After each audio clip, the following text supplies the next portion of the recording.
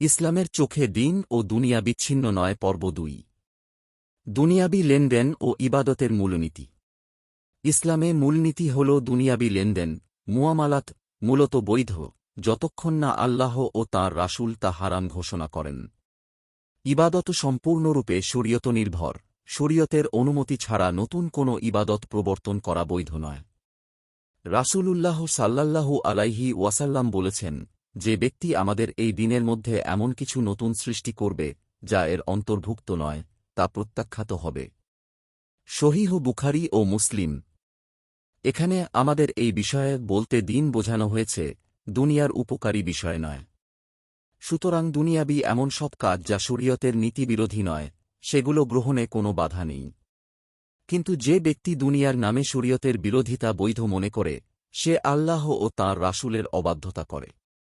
আল্লাহ বলেন, যে ব্যক্তি আল্লাহ ও তাঁর রাসূলের অবাধ্যতা করে, সে তো স্পষ্ট পথভ্রষ্টতায় পতিত হয়েছে। সূরা আহজাব আয়াত ৩৬। আলেমদের ব্যাখ্যা।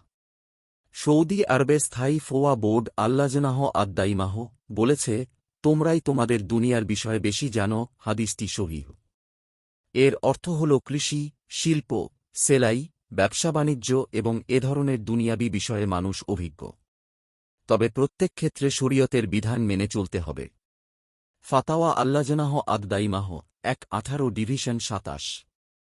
শাইখ মুহাম্মদ ইবনু উসাইমিন রহমাতুল্লাহ আলাইহি বলেন, নবীরা মানুষের জন্য রেখে গেছেন শরীয়তের জ্ঞান, শিল্প, প্রযুক্তি বা কারিগরি বিদ্যা নয়। দুনিয়াবি যেসব বিষয়ে শরীয়তের বিধান আছে। কোরআনের দীর্ঘতম আয়াতই হল ঋণ ও ব্যবসা-বাণিজ্য সম্পর্কিত। সূরা আল-বাকারাহ আয়াত ২৮২। এটি প্রমাণ করে ইসলাম দুনিয়ার বিষয়েও সুস্পষ্টভাবে নির্দেশনা দিয়েছে। দুনিয়াবি যেসব বিষয় শরীয়ত হারাম করেছে, তার মধ্যে আছে সুদ, জুয়া, ব্যভিচার, বেপর্দা ও অশালীনতা। ব্যবসায় প্রতারণা, ইসলাম ও মুসলিমদের বিরুদ্ধে শত্রুতাকারীদের প্রতি অবৈধ আনুগত্য। এসব ক্ষেত্রে আমরাই আমাদের দুনিয়ার বিষয়ে বেশি জানি, এই অজুহাতে শরীয়ত অমান্য করা বৈধ নয়। আবার দুনিয়ার যেসব বিষয়ে শরীয়ত বিধান দিয়েছে, যেমন বিবাহ, তালাক, উত্তরাধিকার, ক্রয়-বিক্রয়, ইজারা, খাদ্য, বিচার ব্যবস্থা, এসব ক্ষেত্রেও শরীয়তের পরিবর্তে মানুষের বানানো বিধান গ্রহণ করা বৈধ নয়। যেসব দুনিয়াবি বিষয়ে মানুষ স্বাধীনভাবে উন্নয়ন করতে পারে। অন্যদিকে যেসব বিষয় শরীয়তের বিরোধী নয়, যেমন শিল্পকারখানা, কৃষি, চিকিৎসাবিজ্ঞান, প্রকৌশল, প্রযুক্তি ও তথ্য প্রযুক্তি, বৈধ ব্যবসা-বাণিজ্য, প্রশাসনিক ব্যবস্থাপনা, সড়ক পরিবহন ও ট্রাফিক নিয়ন্ত্রণ, বিমান ও নৌ পরিবহন এবং এ ধরনের অন্যান্য দুনিয়াবি উন্নয়নমূলক কাজ, এসব ক্ষেত্রে মানুষকে চিন্তা গবেষণা, উদ্ভাবন ও উন্নয়নের নির্দেশ দেওয়া হয়েছে।